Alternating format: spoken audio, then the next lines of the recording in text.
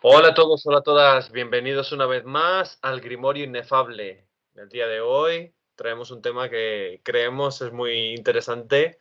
Vamos a hablar de el vampiro por excelencia, que sería el Conde Drácula, y sobre todo de una obra que ahí se la voy a ceder al amigo Gonzalo, que ya le conocéis, que sería Hola. el Drácula de Bram Stoker. Así que vamos a desentrañar un poco el mito del vampiro, las distintas culturas, y comentaré yo, en este caso, un poco sobre en qué se inspira, o se inspiró, mejor dicho, Bram Stoker para hacer su Drácula. Y luego ya Gonzalo, que es experto, ¿no?, en la materia, hablará sobre la obra, más concretamente de Stoker, y un poco la influencia que ha tenido hasta la actualidad, ¿no, Gonzalo? Sí, sí, sobre todo, más que nada, para no irnos mucho de tiempo, algunas notas, cómo se formó y algo de la influencia quizás en el cine, si nos da tiempo al final. Sí, vale, pues perfecto. Sin más, pediros por favor, no os olvidéis suscribiros al canal, darle al like y compartir el vídeo con vuestros amigos, familiares y enemigos también. Y muchas gracias por el seguimiento, porque la verdad es que la audiencia de Grimorio Inefable está teniendo bastante éxito. Me alegra que os guste. Así que vamos a por ello. Bien, lo primero quiero empezar fuerte y voy a decir que los vampiros existen. Al Que no menos es poco, que no es poco, que exacto. no es Al menos poco. existen como un mito creado por el ser humano. Además, un mito que se da desde los tiempos pretéritos de la historia. Si nos ceñimos en Rumanía, que siempre ha quedado asociado al mito del vampiro, tenemos que lo más famoso serían los strigoi. Los strigoi rumanos, aunque cuidado, hay que puntualizar, ya que es un concepto mucho más amplio que el del vampiro. Para ciertas personas en Rumanía, el strigoi sería un fantasma, una especie de alma en pena, y para otros sería un vampiro como tal. Esto nos lo aclara la experta en folclore rumano Alexandra Chereches, que actualmente es investigadora en la Universidad de Jaén. De hecho, los strigoi rumanos están muy relacionados con la vida rural, que al fin y al cabo es el origen de todo este folclore, ¿no? En el campo, en los pueblos. Y están muy relacionados también con la atracción de las malas cosechas, crear epidemias, generar enfermedades, en fin. Es muy curioso porque Alexandra Chereches menciona que para acabar con los strigoi hay que primero exhumar el cuerpo. Si se ve que el cadáver del susodicho finado se encuentra en perfecto estado y no se ha descompuesto, pues hay que pincharle con una aguja para que le explote el corazón, e incluso, bueno, pues habría que llevar a cabo una serie de rituales, ¿no?, para eliminar al susodicho Strigoi. El tema de chupar la sangre sobre todo se debe a que la sangre está relacionada con la energía vital de las personas. De ahí el tema, ¿no?, que ahora, Gonzalo, seguro que lo has escuchado muchas veces, de este señor o esta señora es un vampiro o una vampira emocional, ¿no? Sí, desde luego. Que está muy de moda con esto de la inteligencia emocional y demás. Pues bueno, pues el término deriva de aquí. Claro, desde luego. Deriva de esto que estoy mencionando, de que el vampiro se le asocia con una especie de garrapata, ¿no? De que chupa la sangre de los seres vivos y se alimenta de ellos. Es curioso porque popularmente en Rumanía pues, se menciona que para evitar un ataque de un strigoi o la influencia maligna de uno de estos seres, se recomienda poner piedras, perdonar, alrededor de su tumba para que cuando salga el Strigoi se entretenga en contarlas y se olvide de hacer daño. Es curioso. Y luego ya está, obviamente, el truco, ¿no?, para acabar con él, que aparte de las agujas y poner las piedras para que se entretenga contando, sería la clásica estaca, ¿no?, y clavárselo en el corazón o en las extremidades. Eso está muy influenciado también por la obra del propio Bram Stoker. Bien, sin embargo, como he dicho antes, los vampiros rumanos, estos strigoi rumanos, no son los únicos. Tenemos, de hecho, que en el año 2500 a.C. ya aparece en la epopeya de Gilgamesh distintos personajes que podríamos identificar como vampíricos. E incluso en los textos judíos aparece Lilith, que sería también, lo podríamos relacionar con el vampirismo. También en el antiguo Egipto contamos con Sekhmet, e incluso en el folclore chino con los Jiangxi. Por supuesto, la antigüedad grecolatina no está alejada del mito del vampiro, y los romanos contaban con los famosos larvae y los griegos con las estrigas o estrigues y las lamias. De hecho, actualmente en el mundo mediterráneo, en Grecia, el mito del vampiro se desarrolla muchísimo, todavía pervive, sobre todo en las comunidades rurales, y y que habría que destacar la figura de los brucolacos. Sería un vampiro que, si bien no se alimenta de la sangre de las víctimas, sí que chupa su energía y provoca desgracias a su alrededor. El modo en que surge estos brucolacos sería por ejemplo, una muerte desgraciada, o incluso que una muerte, un suicidio o un accidente, o también por no haber llevado a cabo un rito funerario adecuado, o incluso pues, una persona se ha muerto, ha puesto un testamento y no se ha cumplido sus últimas voluntades. Se considera que en estos casos, según los mitos griegos, el difunto quedaría, su alma quedaría atrapada en su cuerpo, no descansando en el más allá. Así que por ello, pues resucitaría e iría fastidiando a la gente que no cumplió con su palabra, o incluso a las personas con las que tenían deudas pendientes con ellos. Esto nos recuerda, por supuesto, a también los mitos de los yureis, yokais en el Japón, que también, si bien no son vampíricos, también está relacionado, ¿no?, con las almas de los muertos errantes que vienen para vengarse de los vivos. Aunque Japón, como estoy diciendo, no un país tan rico en mitos, pues tiene, obviamente no podía faltar, sus mitos vampíricos, y tenemos los Kyuketsuki, los cuales serían unos seres que se alimentan de la sangre de sus víctimas, y muchos de estos se piensan que moran en el famoso, tristemente famoso, Bosque de los Suicidas, el Aokigahara, el cual se piensa que hay una boca del infierno, y en fin, la mayoría de los nipones que se quieren suicidar, que son muchos, desgraciadamente, acuden a ese punto, atraídos también por todo este folclore, ¿no? Obviamente en España, ya llegando a la tierra patria, pues también tenemos nuestros mitos de vampirismo. Y de hecho, aquí hay que mencionar a nuestra querida Inquisición, Gonzalo.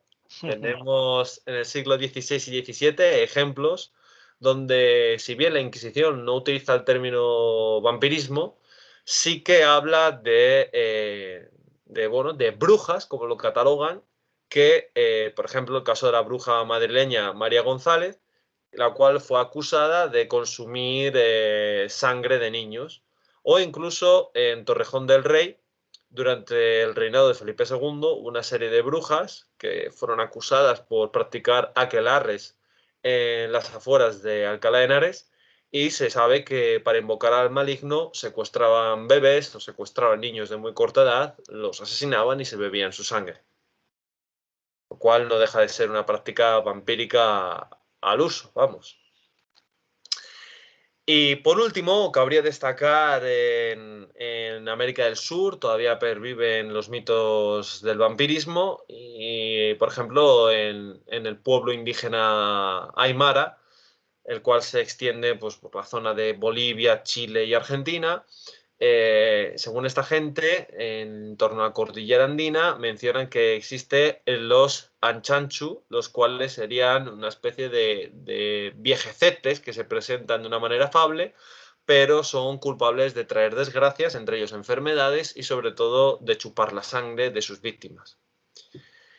Un poco para cerrar toda esta visión, ¿no? Toda esta amplio resumen de la aparición del mito del vampiro a las distintas culturas y además en distintos lugares geográficos y en distintas épocas, cabría mencionar también el tratado vampírico por excelencia del siglo XVIII, realizado por el monje Agustín Calmet, que es el primer tratado sobre vampiros al uso.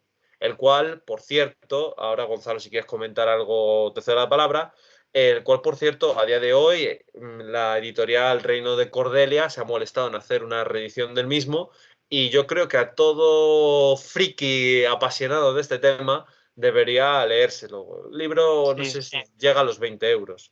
sí, tratados sobre las apariciones de espíritus y sobre los vampiros o los revinientes de Hungría, Moravia, etcétera. Ujú. Está prologado, me parece que por Luis Alberto de Cuenca, que es un forofo de todos estos asuntos vampíricos.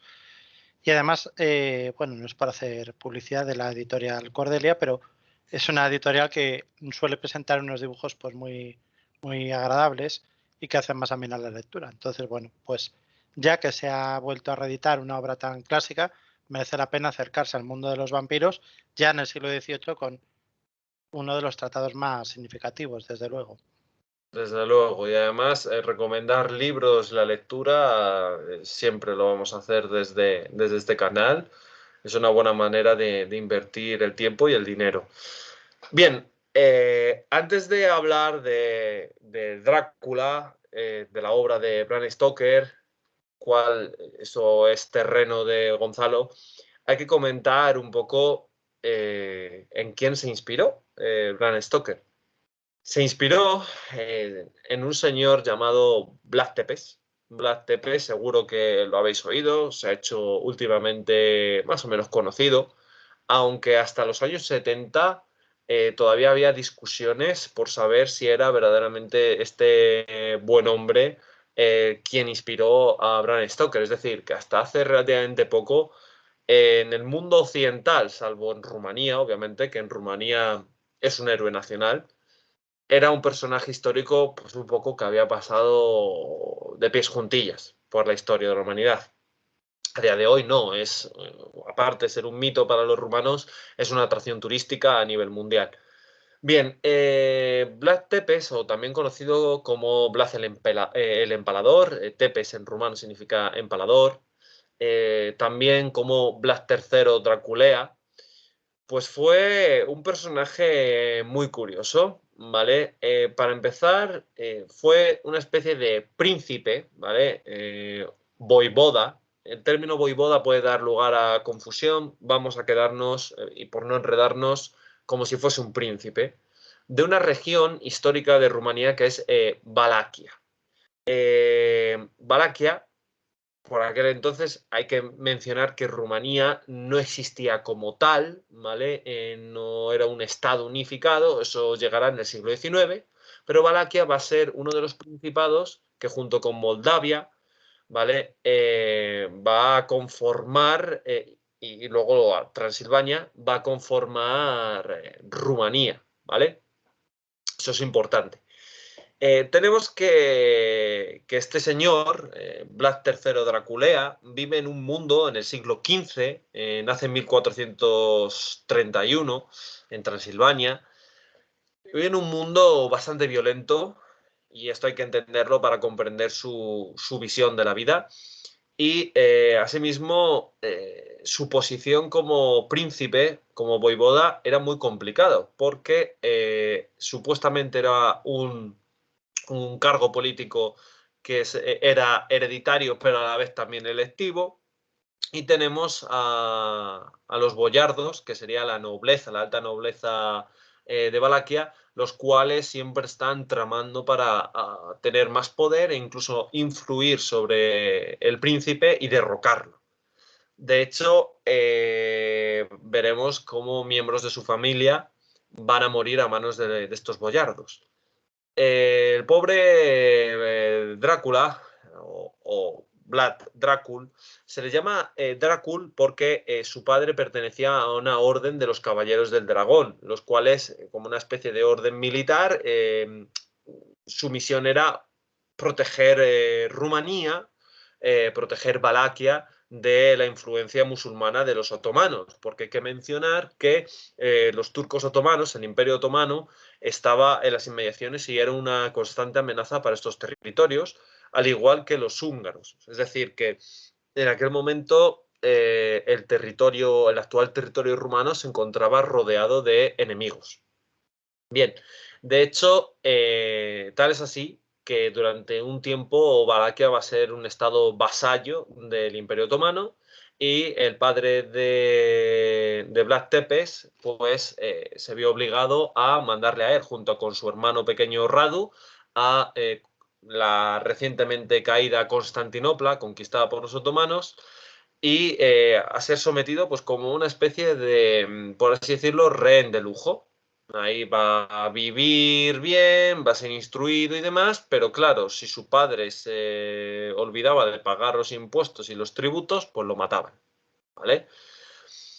Bien, a partir de ahí tenemos que el famoso Vlad Tepes va a formarse, va a conocer a su enemigo, a los otomanos, y va a llegar un momento en el que, tras la muerte de su padre y de su hermano mayor, tenga que regresar a Valaquia para hacerse con el poder, en un principio como aliado de los otomanos. Importante, lo del término de Drácul, he dicho que era por la Orden del Dragón, pero en valaco Draculea significa también hijo del diablo, del demonio. Es algo Sí, interesante. o incluso demonio, sin más. Exacto, exacto. Bien, es muy curiosa la muerte de su padre y de su hermano mayor. Va a ser una muerte atroz, brutal. O sea, si os mola el gore, desde luego lo vais a disfrutar. Porque los boyardos, estos nobles, así rebeldes, van a coger a su padre y lo van a moler a palos, lo apalean y lo matan, obviamente.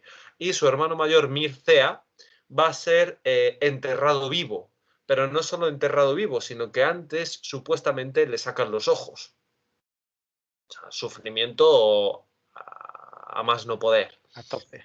A tope, desde luego. Vlad Tepes ya, a pesar de ser un jovencito, bueno, me voy a saltar parte de su vida, donde va a ser hecho preso, porque estuvo largos años en la cárcel, tanto por los húngaros, sobre todo, y desterrado, y luego volver a hacerse con el poder. Entonces, para no cargar esta historia, no. En tiempo de Matías, ¿verdad? Exacto, no voy a mencionarlo, pero que lo sepáis, ¿vale? Porque no podemos hacer una geografía de Vlad Tepes aquí. El caso es que Vlad va a conseguir su venganza y a todos estos boyardos responsables de la muerte de su padre y de su hermano mayor les invita a una gran fiesta y a un gran banquete.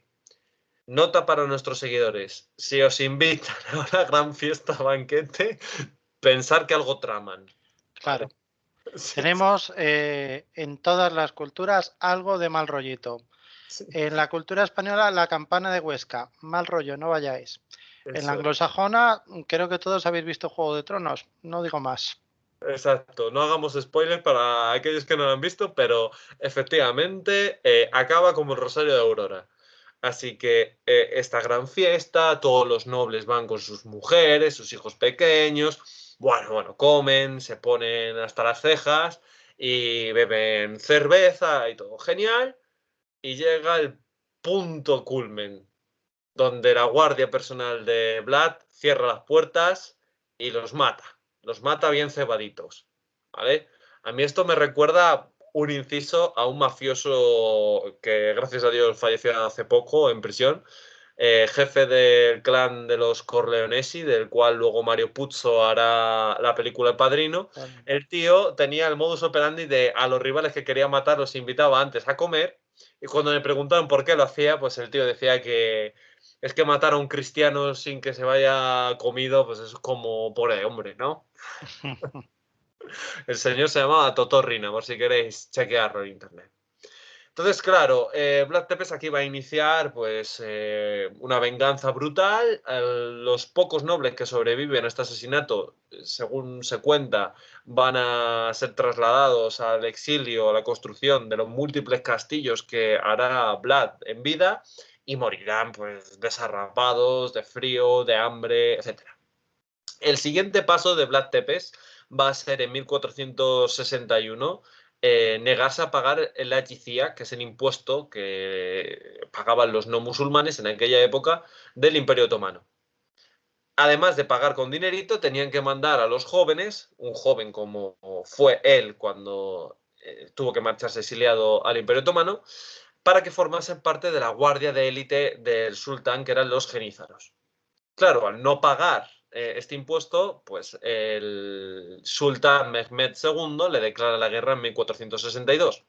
Aquí es la etapa mítica de Vlad Tepes, el cual, pues bueno, eh, por esto va a ser considerado como un héroe rumano, puesto que a pesar de tener un ejército muy inferior al otomano, el ejército de Tepes sería de unos 30.000 hombres y el otomano aproximadamente de unos 90.000, pues va a iniciar una campaña de guerra de guerrillas en torno al Danubio, va a atacar Bulgaria de una forma totalmente sorpresiva, y de hecho aquí es donde se va a hacer famoso con su apodo el Empalador, ya que coge a unos 27.000 turcos y los va a empalar.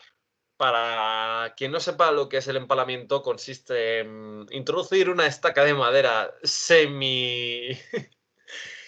podríamos decir, semilubricada, ¿no? Más o menos. De la sangre del anterior empalado, por ejemplo. Exacto. Cual brocheta, ¿no? Y introducirla por el recto o por la vagina o por un costado y que hasta que, claro, por fuerza de la gravedad vas cayendo y te salga por la boca con el efecto de que te mueres. Pero claro, la muerte no es instantánea, tarda en torno, según los expertos, en torno a una semana en producirse, lo cual es brutal. Así que imaginaos un bosque que se llamó el Bosque de los Muertos, un bosque de 27.000 tíos clavados en estacas, gimiendo ahí de dolor. Vamos, el efecto psicológico es tremendo. Brutal, claro. Exacto. Exacto. Y de hecho, cuando Mehmed II entra en Valaquia y se encuentra todo este berenjenal, pues imaginaos lo que pensarían. De hecho, no van a conseguir conquistar Valaquia. Vlad Tepes lo va a rechazar y aquí tendrá lugar el ataque nocturno más famoso, cuando ya estaba Mehmed II en torno a Targoviste, que es la capital de Valaquia. Pues Vlad decide atacar el campamento de noche, lanzar un ataque relámpago sobre la tienda de campaña de Mehmed II para matarlo. Sin embargo, se equivocan de tienda de campaña. Lástima, no consiguen matarlo, pero sí que ponen en fuga el ejército otomano. Así que este es el personaje en el cual se va a inspirar Bram Stoker, un tío que fue capaz de mandar a los turcos, a campamentos turcos, enfermos de tifus, de peste y demás, para utilizarlos como bombas bacteriológicas, y que finalmente fallecerá entre la leyenda y la realidad histórica en 1476, ya que no se sabe muy bien cómo murió. Dicen que un propio soldado se confundió y lo mató porque pensaba que era un turco, otro que le hicieron una emboscada a los turcos y le decapitaron. En fin, no se sabe la ciencia cierta. Lo que sí que a día de hoy en Rumanía ha quedado es que en su país había muchísima seguridad. Los pobres y mendigos y ladrones fueron, de hecho, pues exterminados bajo el gobierno de Vlad Tepes, y se cuenta el mito de que se podía poner una copa de oro en una fuente en la plaza pública y nadie iba a tener el valor de robarlo porque si no iba a acabar empalado. Bueno, pues habiendo hecho el perfil un poco psicopático de este señor, cedo la palabra a Gonzalo para que dé el do de pecho y os cuente todo lo relativo a Bram Stoker y su novela Drácula. Muchas gracias, José María. Bueno, en primer lugar tengo que decir que aunque voy a dar muchos datos sobre la formación de la novela de Drácula, en realidad se podría decir a medias que ya lo ha dicho todo José María. ¿Por qué? Porque efectivamente Bram Stoker no inventa nada.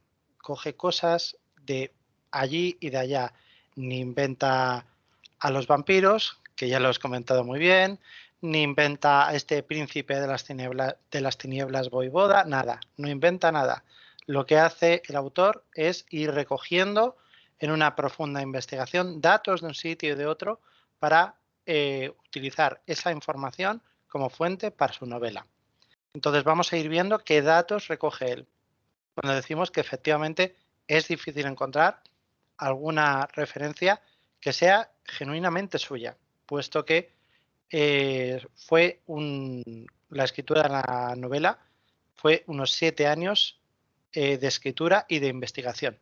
7 años de escritura. Entonces, voy a dar algunos datos. Lo primero es que estamos muy acostumbrados a llamarle Bram Stoker, pero si no se llamaba Abraham. Es decir, es un diminutivo que nosotros tenemos, pero yo creo que de rigor hay que recordarlo. Pues Abraham Stoker aseguró un día a su hijo, a Irving Noel Thornley Stoker, que la idea de crear este príncipe de las tinieblas le surgió tras cenar un indigesto centollo. Y esto es, José María se sonríe, pero esto es un manido tópico que habría que estudiarlo, no sé si en el ámbito de la gastronomía o de la psiquiatría, porque tenemos, curiosamente, otro personaje maestro del terror que, por cierto, Bram Stoker tenía mala salud. Este también lo va a tener. Estamos hablando de Howard Phillips Lovecraft.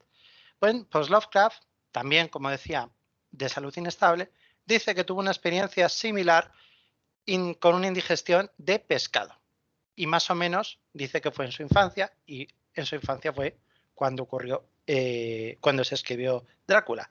Por tanto, no sabemos muy bien si es que por aquella época y zona el pescado estaba de aquella manera, o que es un tópico manido de la literatura de decir que una imagen de terror la creas de una indigestión, pero el caso es que tenemos dos autores en la misma época, dos grandes maestros del terror que nos dicen, oye, todo empezó porque comí pescado y me sentó mal. Bueno, en cualquier caso, Bram Stoker o Abraham Stoker no era un neófito de la literatura, sino que era una persona que llevaba mucho tiempo escribiendo. Es decir, tenemos del orden de unas 7 novelas aproximadamente antes de Drácula.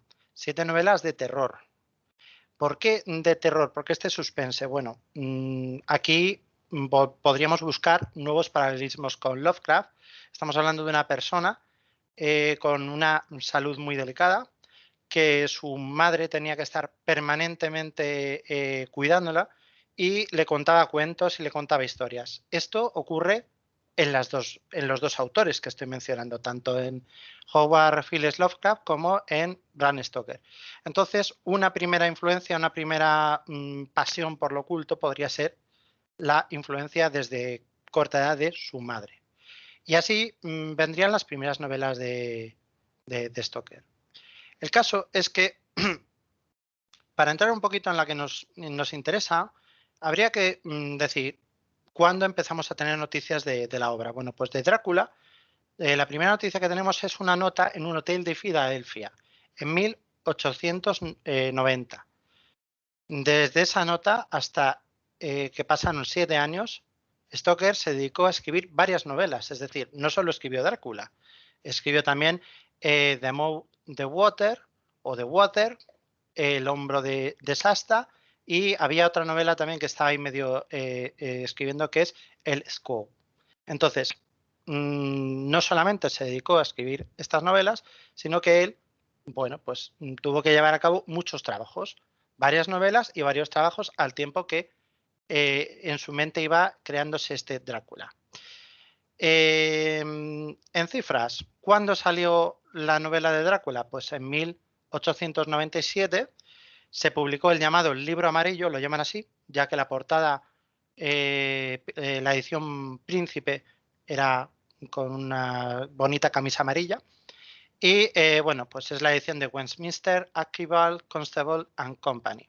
Más o menos él calculó que quería hacer una novela de 28 capítulos, unas 156.000 palabras. Esto es interesante porque estamos hablando de un autor que antes de escribir ya está contando cuántas palabras y capítulos se va a hacer, lo cual ya demuestra que estamos hablando de un autor que diseña antes de escribir de forma muy concienzuda cuál va a ser su proyecto literario.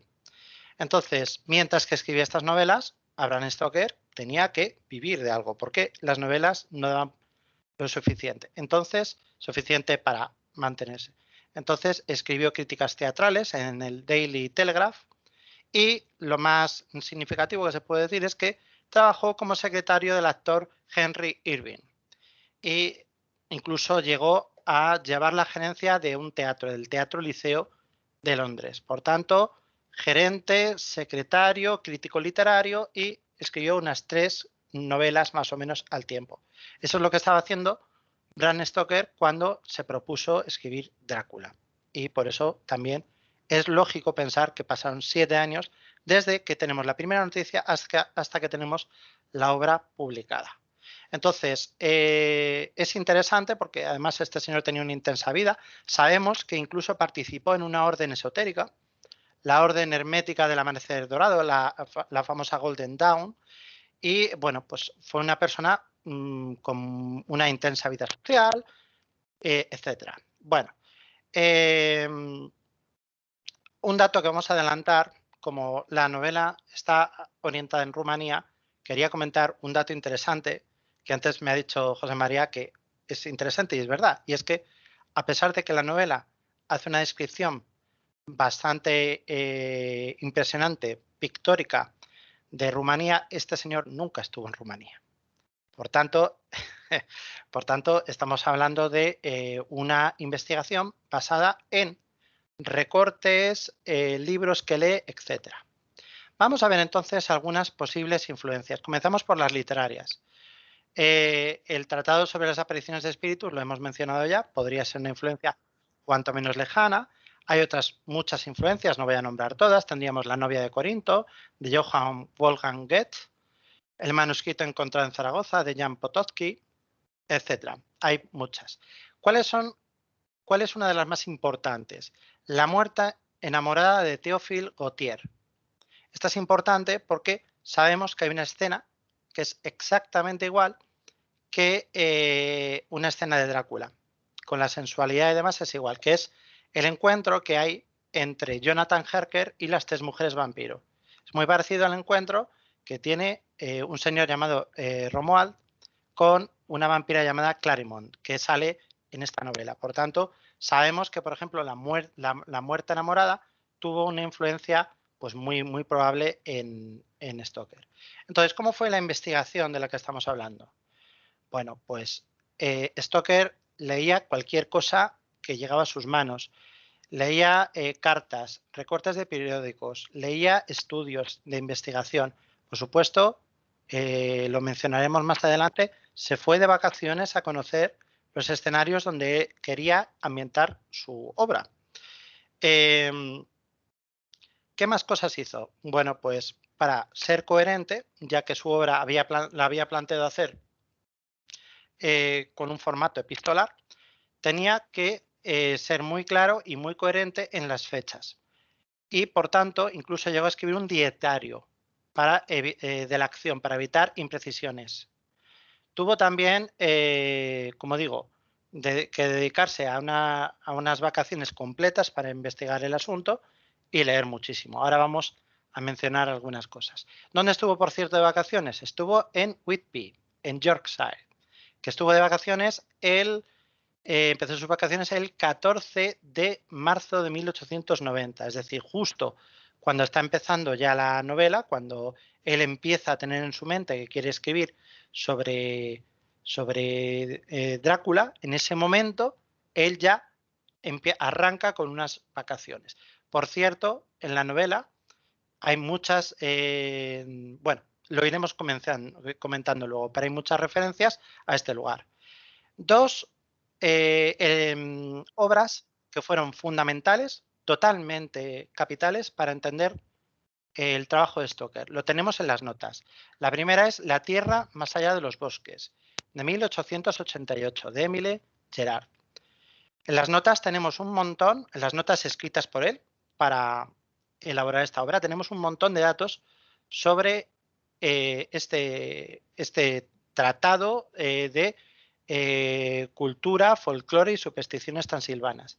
Es interesante que en estas en estas culturas, perdón, en este tratado, se hablan de 2 elementos que los expertos consideran que influenció a Stoker. Entonces voy a mencionar algunos fragmentos. El primero es la llamada Escuela del Diablo, la Solomansa, que según el libro de Emily, se describe de la siguiente manera. Dice así: ya que estoy tratando el tema de las tormentas, puede ser conveniente mencionar la Solomansa o escuela, que supuestamente existe en el corazón de las montañas y en la que el mismo diablo en persona enseña los secretos de la naturaleza, el lenguaje de los animales y todos los hechizos de la magia. Solo se admiten 10 alumnos al mismo tiempo y cuando finaliza la etapa de aprendizaje y 9 de ellos son puestos en libertad para que vuelvan a sus hogares, el diablo retiene al 10º alumno como pago y lo monta en un smeu, en un dragón. Desde ese momento se convierte en el ayudante del campo del diablo y le asiste en la realización del tiempo meteorológico, ¿vale? Es decir, en la preparación de rayos. En un pequeño lago abismal, situado en lo más alto de las montañas al sur de Sibiu, se encuentra supuestamente la caldera donde se elabora el rayo y cuando hace buen tiempo el dragón duerme bajo las aguas. Esto, para cualquier friki que esté por ahí, es un escenario concreto de un videojuego. Cualquiera que lo conozca, World of Warcraft, hay un escenario que efectivamente es un lago que tiene un castillo en medio del lago y tiene una raid que se llama precisamente Solomansa. Está completamente sacado de la descripción de Emily Gerard. Habría otros ejemplos, es decir, no tenemos que irnos a los videojuegos modernos, podemos ir a cosas clásicas. Cervantes habla de la cueva de Salamanca, esa cueva donde se enseñaba a los discípulos del diablo la magia, incluso pues tendríamos obras clásicas como el Conde de Lucanor. Bueno, pues esta imagen de el demonio que está en un castillo en lo más profundo del mundo, muchos especialistas consideran que pudo influir en Stoker. Pero más aún, la descripción que hace de los vampiros. Emily Gerard dice: más decididamente malvado es el Nosferatu, o vampiro, en el que todo campesino rumano cree tan firmemente como lo hace en el cielo o en el infierno. Hay 2 clases de vampiros, vivos y muertos. El vampiro vivo es generalmente descendiente y legítimo de 2 personas ilegítimas, pero incluso un pedigrí impecable no asegurará a nadie contra la intrusión de un vampiro en su bóveda familiar, ya que cada persona asesinada por un Nosferatu se convierte igualmente en vampiro después de la muerte y continuará chupando la sangre de otras personas inocentes hasta que el espíritu haya exorcizado, abriendo la tumba de la persona sospechosa y clavando una estaca a través del cadáver, o bien disparando un tiro de pistola en el ataúd. También se presupone que caminar fumando alrededor de la tumba en cada aniversario de la muerte es efectivo para confinar el vampiro. En ambos casos de vampirismo, en casos de vampirismo muy obstinado, se recomienda cortar la cabeza y colocarla en el ataúd, con la boca llena de ajo, a extraer el corazón y quemarlo, esparciendo sus cenizas sobre la tumba. Bueno, pues esto que además, José María, yo creo que tú lo has comentado un poquito por ahí, esto ya lo tenemos en esta autora que no nos explica, es una autora del 19, no nos explica de dónde vienen sus fuentes, pero viene un poco a colación de todo ese folclore rumano y ese miedo que tienen los rumanos. Y después tenemos otra obra muy importante que es el informe sobre los principados de Valaquia y Moldavia de William Wilkinson, 1820. Esta es una obra histórica en la cual se habla de el ambiente que ha estado comentando José María. Entonces, más o menos, pues un fragmento que he recogido aquí dice lo siguiente. Dice William: Drácula en la lengua valaca significa demonio. Los válacos estaban acostumbrados a dar este sobrenombre a cualquier persona que se destaque por su valentía, acciones crueles o astucia. Más adelante dice: los válacos se unieron a los húngaros en 1448 e hicieron la guerra a Turquía, siendo derrotados en la batalla de Kasova en Bulgaria y en y encuentran imposible hacer frente a los turcos sometidos al tributo anual, todo esto lo has comentado tú, José María, que pagaron hasta 1460, etcétera, etcétera, etcétera, ¿no? Más adelante dice, su voivoda, y aquí menciona Drácula, por lo cual sabemos que está hablando de Vlad, el emperador, porque era el voivoda que en ese momento estaba en la Orden del Dragón. Su voivoda Drácula cruzó el Danubio y atacó a las tropas turcas. Solo un éxito momentáneo. Dice, Mahoma lo llevó de regreso a Valaquia, donde lo persiguió y lo derrotó. Aquí, bueno, pues cuenta un poquito el final de esto que nos has estado diciendo tú, José María. Es decir, está claro que Bram Stoker utiliza esto para referirse a su personaje principal. Utiliza esta referencia. Por tanto, es innegable la influencia de un personaje histórico en la obra. Bien, más detalles. Vamos a hablar sobre anotaciones sobre qué es lo que escribió Bram Stoker para poder dar forma a la novela. Y con esto, si nos sobra algo de tiempo, después de esto será cine y ya con esto acabo mi intervención. Sí, Bien, una cosilla, lo que has sí, comentado, Gonzalo, del tema de cómo enterrarles y demás, de hecho, en la arqueología sustenta lo que dicen esos autores. Se han encontrado tumbas de vampiros y vampiras hasta con cepos y enterrados boca abajo porque así no podían subir a la superficie. Se pondrían a excavar, pero no llegarían a salir del ataúd. Simplemente eso, que se han descubierto cuerpos así, enterrados. sí, de hecho, eso es un fenómeno bastante habitual en muchos casos. Hay un tipo de no muerto, no del todo descrito, que es el que llaman el come sudarios, que son aquellos que vienen a ser enterrados en vida, puesto que las ideas que tenemos hoy en día sobre la vida y la muerte son muy avanzadas, pero en el siglo XIX no se conocían los estados intermedios, no se sabía, por ejemplo, que era un coma, y entonces una persona en coma la podían considerar muerta y enterrar perfectamente en un ataúd y entonces despierta del coma y se encuentra en una tumba. Este tipo de cosas han ocurrido. Entonces, se sabe, por macabro que sea, pero es así que algunas personas pues gritaban, golpeaban, arañaban los ataúdes y en un intento de supervivencia incluso se comían los sudarios. Entonces, algunos muertos han encontrado que, bueno, pues se les enterra con sudario y de repente, pues se abre la tumba y no está el sudario. Entonces, claro, efectivamente hay. Eso fue un miedo muy común durante el siglo XIX, a morir, a que te enterrasen en vida. Sí, Y, totalmente. y de hecho las funerarias se empezaron a forrar y vendieron para los ricos como un sistema que tramite una campanilla podían avisar tirando el enterrado, ¿no? De la Sí, campanilla para avisar al guardián del cementerio y que le desenterrasen. Son cosas muy, sí. muy curiosas. Desde luego. Incluso, perdona que te corte, José María, incluso hubo nobles que pidieron que su cuerpo se despedazara después de la muerte por miedo a encontrarse en esta situación. Preferían morir despedazados a estar ahí en esta situación, ¿verdad? Lógicamente. Bueno, pues entonces vamos a comenzar con algunas notas y algunas curiosidades sobre cómo se va gestando esta obra. De primeras, primer dato interesante es que la obra no se iba a llamar Drácula, se iba a llamar El No Muerto, The Undead, que ese iba a ser el título. Lo que pasa es que con el tiempo, al final y a lo largo de la obra, pues el autor va pensando en ponerle el nombre de Drácula. Veremos que en una página incluso repite la palabra varias veces. Entonces, la primera página de sus notas se ve que se ven algunas anotaciones del escenario. Bueno, pues el primer Drácula se iba a hacer en Alemania por influencia de una obra literaria de una historia de vampiros escrita por Joseph Sheridan, que está ambientada en Alemania. Entonces él pensó que Alemania era una buena tierra para vampiros.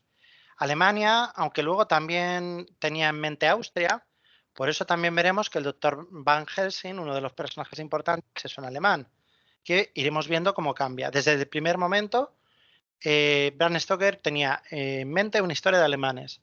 Entonces empieza en el primer papel, si lo viéramos ahora mismo, una lluvia de ideas, empieza a poner palabras. Primera palabra que pone: enterrador, historiador, filósofo, paciente loco, vida eterna, profesor alemán de historia, inspector detective.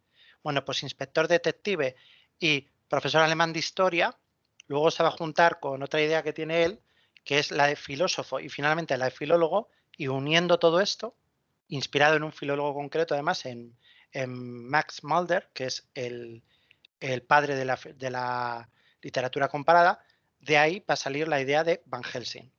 Así que la primera idea que tiene él es vampiros alemanes y tiene a Van Helsing por ahí en medio.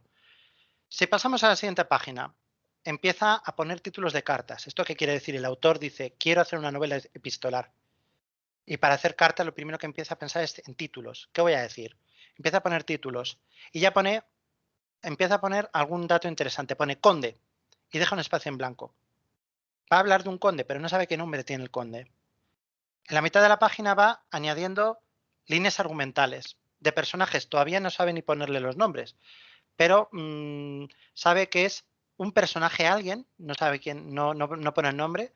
Va a hacer un viaje en tren al castillo de Drácula, claro, aunque no lo pone así. Los viajeros tratan de disuadirlo, hay una tormenta en la estación, aparición del cochero, aparición del conde, y ahora viene una descripción. Tenemos la primera descripción del conde, que es un viejo hombre muerto, vuelto a la vida, de color cera y ojos oscuros muertos, que tienen un fuego del infierno, no humanos. Permanece en el castillo. Esa es la primera idea que tiene en las notas sobre quién es Drácula.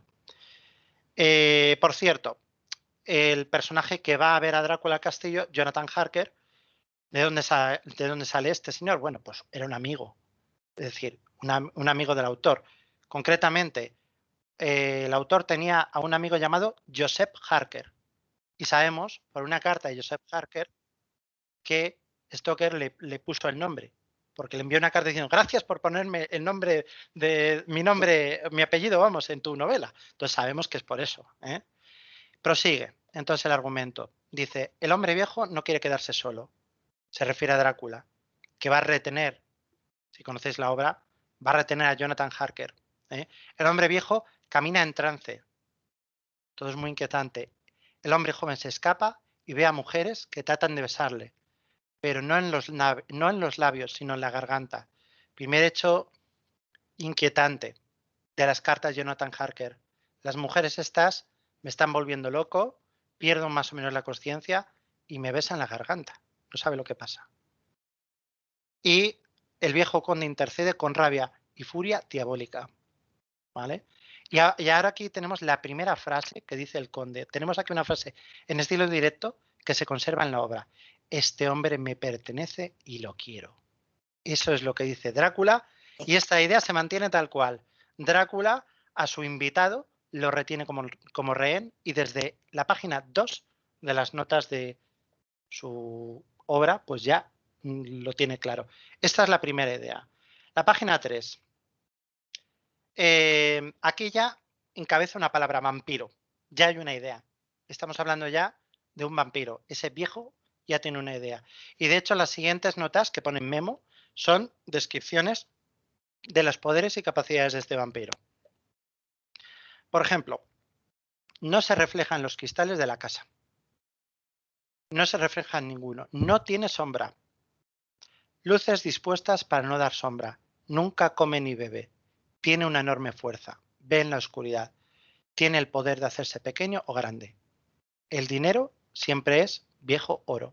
Estas son las ideas que él tiene. En la siguiente página dice: zoológico. Los lobos y hienas se acobardan cuando él le ve, cuando le ven. El águila se vuelve rabiosa y el león se lanza contra la rana por instinto. O sea, hay locura en los animales cuando aparece Drácula. Dientes blancos, influencia sobre las ratas, insensibilidad a la música, desprecio absoluto por la muerte y los muertos, actitud con respeto a la religión, solo movido por reliquias más antiguas que los de la propia fecha. Vale. Poder para crear. Esto es muy interesante porque en la obra se sugiere, pero no se dice de forma muy clara, poder de crear malos pensamientos o desterrar los buenos pensamientos en otros presentes.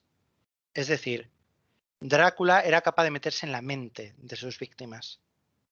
Sí que es verdad que hay un momento de conexión en los sueños telepáticos y que las personas que están en presencia de Drácula en la novela o le han conocido acaban un poco para allá.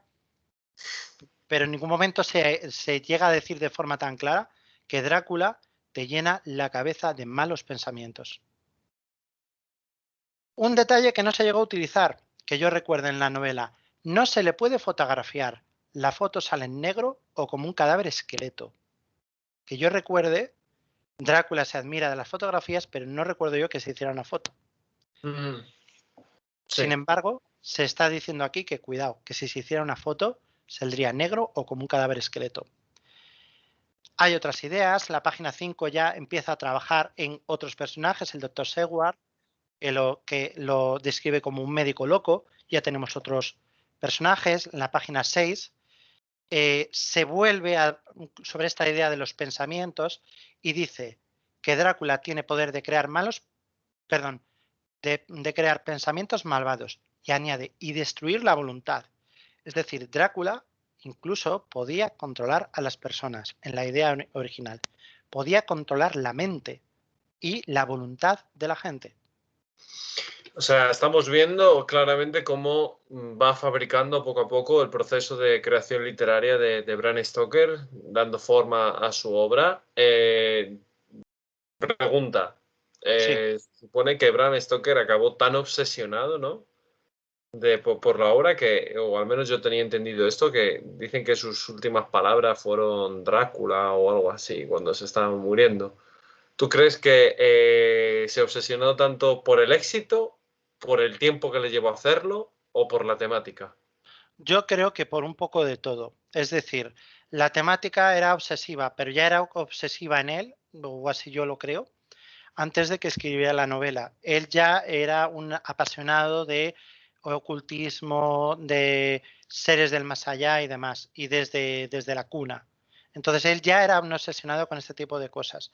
Por supuesto, la fama y la importancia que tuvo Drácula no la tuvo ninguna otra de sus novelas, y esto él es consciente. De hecho, la gran novela gótica de todos los tiempos va a ser su novela, Drácula, frente a otras novelas góticas que no van a triunfar desgraciadamente, porque hay algunas estupendas, Ujú. pero él de alguna forma ve ese éxito, ve recompensado todo esto, era un género minoritario, es decir, no era una novela que fuera a vender, no iba a ser un superventas, y sin embargo fue muy bien. Pues todo esto obviamente le trajo que pues una obsesión, un gusto, y aparte, no lo he dicho, pero él escribió Drácula, pero le quedó material para seguir escribiendo sobre Drácula. De hecho, hizo otras publicaciones sobre Drácula, ya menores. O sea que efectivamente él siguió con Drácula en la cabeza una vez que publicó el libro amarillo. Ok.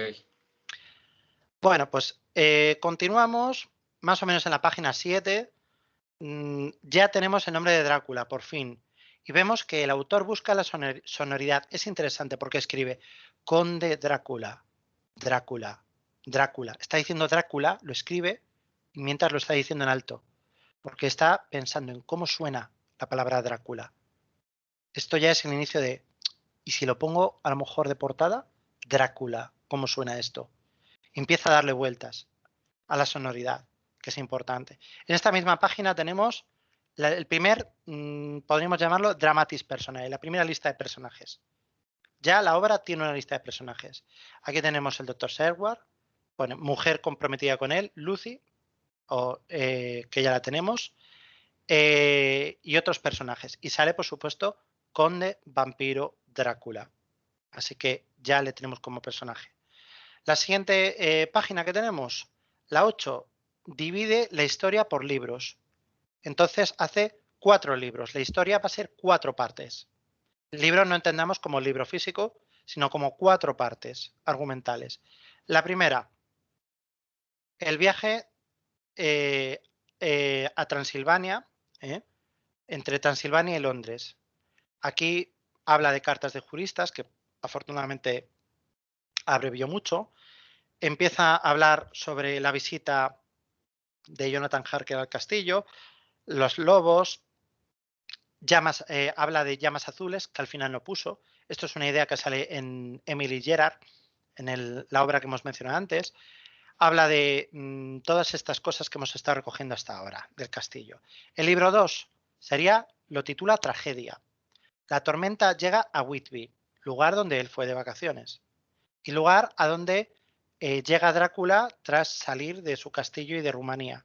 Llega a Yorkshire, Whitby. Allí tenemos todas las escenas, quien conozca la obra sabrá, de Lucy que camina dormida, sangrienta, una noche de terror. Se habla de la boda de Mina, se habla del lobo que se escapa, la visita de Drácula al asilo. Eso sería la segunda parte, tragedia. Siguiente parte, descubrimiento.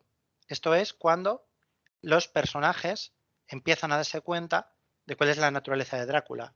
Entonces dice, la sospecha, investigaciones de vampiros, Mina sospecha de Drácula. Empiezan a decir, a lo mejor es ese tío que nos da tan mal rollo. ¿Vale? Aquí menciona un personaje altejano que muere al final. Pisadas extrañas. En la casa del conde, buscando en la habitación rojo sangre. Pone entre interrogaciones, ¿pruebas de cordura? Harker ve al conde y le reconoce. Entonces ya lo tienen claro. Es decir, primer libro, introducción. Ponemos en cuenta, de alguna forma, cuál es la historia. La historia es que Jonathan Harker va a ver a Drácula porque le va a vender unos pisos, ¿verdad? Y lo que se encuentra es pues un vampiro, no sabe lo que es.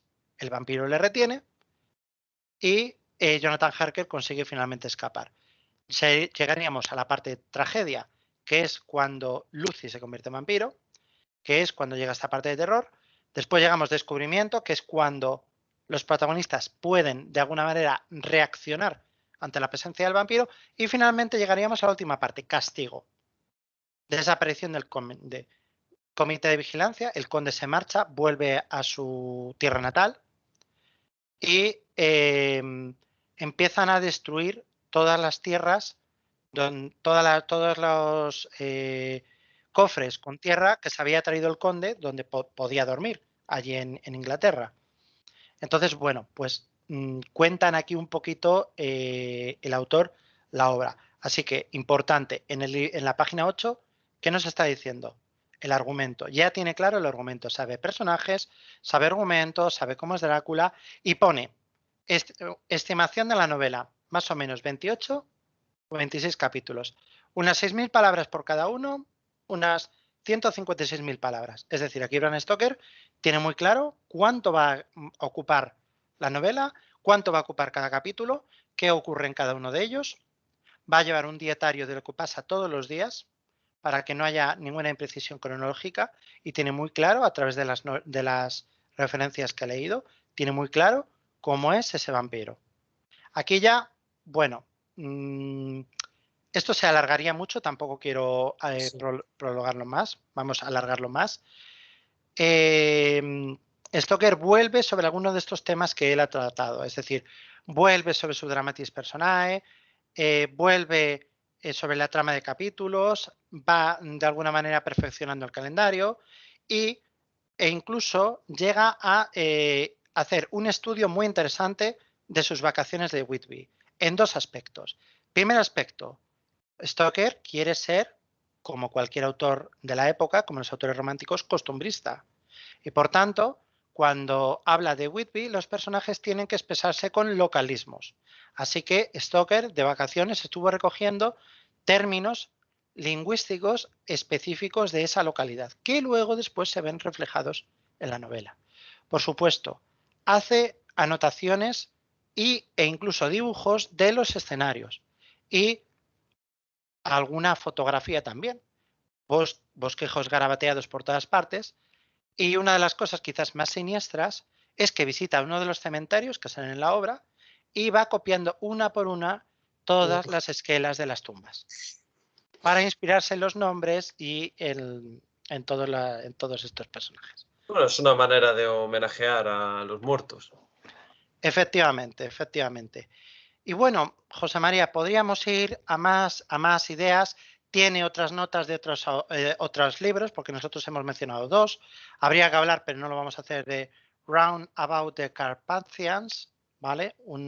Que es un libro sobre palabras y supersticiones húngaras, donde efectivamente se menciona a Matías Corvino, que es uno de los personajes de la historia de Vladislao que nos has contado, de Vlad Tepes. Se menciona también algunas otras detalles históricos, On the Track of the Crescent, por ejemplo. Es un libro donde se habla de la batalla de Moax, que estuvo un poquito más tarde, bueno, en fin. Sí, No me bueno, quiero... pero es Sí, un contenido que puede ser demasiado específico sí, por no alargar, efectivamente. efectivamente. Entonces, si quieres, por mencionar obras capitales del cine, algunas, puesto que hay una barbaridad. Bueno, podríamos hablar del cine y del teatro, pero nos vamos a quedar con el cine, que es un formato más conocido. La obra quizás más significativa con la que empezaría el género de los vampiros en el cine, Nosferatu, 1922, de Friedrich Wilhelm Murnau, que es una obra, bueno, pues en blanco y negro, reeditada, que pues se recomienda, por supuesto, solo tiene música, pero es de un expresionismo brutal. Está en YouTube, además es una película cumbre maldita. Probablemente el director fuese masón, tiene grande, bueno, sí, probablemente era masón. Tiene muchas indicaciones ocultistas la película, así que es muy recomendable, sobre todo para los más frikis del cine mudo, porque si Claro, no, obviarla. sí, desde luego.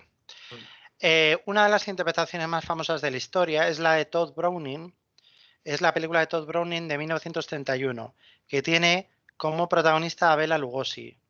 Bela Lugosi cogió todo el mito de Drácula y le dio una vuelta personal. Creó un personaje Drácula, una idea de Drácula, que es más o menos la que tenemos hoy en día cuando hablamos de Drácula, que es ese personaje muy bien vestido, con una capa entre roja y blanca, que muy repeinadito y muy educado, aunque en la novela también es educado, por lo menos al principio, y que de alguna manera vaya engatusando y invitando a la víctima. Bela Lugosi es un actor que acabó tan obsesionado con este personaje, con la interpretación de Drácula, que llegó a hacerse transfusiones de sangre tratando de sentir que sentía un vampiro si se metía la sangre de otro en las venas, ¿no? Pues una película icónica, desde luego, en el ciclo de Drácula. Habría otras, podríamos hablar la de George Melford, 1931, con Carlos Villarías en el papel de Drácula. Tenemos luego una un poquito ya más americana de Terence Fisher, con Christopher Lee de Drácula, 1958. Otras por ahí de Terence Fisher. El baile de los vampiros, Roman Polanski. En fin, hay varias por aquí. Metería yo fundamentalmente Entrevista con el vampiro también, Sí, basada entrevista con el en la vampiro. novela de Anne Rice y Drácula de Francis Ford Coppola. Sí, la Drácula de Ford Coppola del 92 con Gary Oldman, perdón, pues es la que resulta más famosa pues por cercanía y por los papeles. Aunque tenemos que decir que aún siendo una interpretación brutal la que hacen los personajes, por ejemplo, tenemos incluso al músico Tom Waits que hace de loco, tenemos, como decíamos, a Gary Oldman, a muchos personajes interesantes, y la dirección magistral de Coppola, pero aún así no fue la más fiel a la obra, porque le quiere dar un punto interesante con las cruzadas, no sé, quién la ha visto lo sabrá. Bueno, pues estas serían las más interesantes. No sé si quieres añadir alguna cosa, José María. No, yo quería hacerte una pregunta que llevo varios minutos rumiando, escuchándote, y sería, ¿por qué leer a Drácula? O a día de hoy, siglo XXI. Bueno, ¿por qué leer a Drácula le puede dar la vuelta? Y es ¿por qué no leerlo? ¿Por qué no leerlo? ¿Por qué no leer una obra que es una de las obras más clásicas del siglo XIX, que no cansa, que a pesar de ser una escritura antigua, sigue manteniendo el suspense que podemos ver hoy en día en una película, lo sigue manteniendo a través de la emoción de sus personajes? ¿Por qué no leer Drácula si Drácula es el centro de toda una mitología, el centro de toda una idea de vampiros, el vampiro más famoso, el príncipe de las tinieblas por excelencia. Creo que, a pesar de algunos hándicaps que obviamente hay que reconocerlos, como tiene un léxico que para alguien que no esté acostumbrado a la lectura, pues puede ser relativamente elaborado, no insalvable. Los libros de texto, de hecho, de muchos en el colegio, pues vienen fragmentos de Drácula. Quiero decir, los chavales pueden leer Drácula, pero obviamente es una obra extensa, es una obra para un público que le gusta leer.